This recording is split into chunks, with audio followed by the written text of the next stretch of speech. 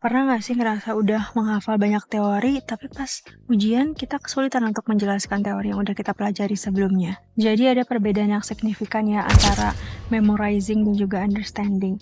Memorizing sendiri adalah proses menghafal informasi di mana kita menghafal tanpa benar-benar memahami maknanya. Contohnya, ketika kita menghafal definisi atau rumus tanpa kita tahu hal itu berlaku atau bagaimana kita mengaitkannya dengan konsep-konsep lain. Sedangkan understanding adalah di mana kita mengetahui informasi dengan melibatkan pemahaman mendalam tentang konsepnya. Dan kita menghubungkan dengan antara konsep satu dan konsep lainnya. Di sisi lain, kita juga jadi paham bagaimana kita mengaplikasikan konsep yang udah kita pelajari tersebut dalam berbagai konteks. Dikutip dari Very Well Mind, jadi memorisasi itu tidak mendorong pemikiran yang kritis atau penerapan pengetahuan secara fleksibel.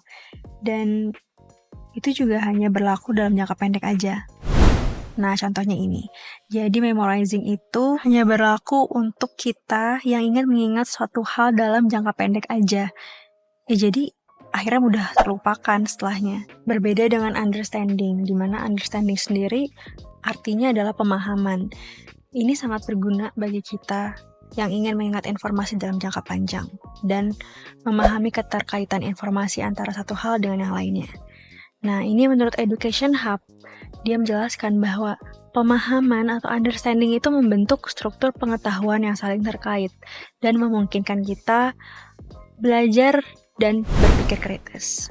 Nah, untuk penerapannya sendiri bisa menggunakan dua teknik. Yang pertama, elaborative rehearsal, menggabungkan beberapa informasi yang kita tahu. Dan yang kedua itu adalah rhetorical practice, di mana kita menguji diri sendiri dengan cara, contohnya bisa mengajarkan kepada orang lain atau sebagainya. Seperti yang tertera di dalam video ini, misalkan kita mau mempelajari teori fungsionalisme Durkheim.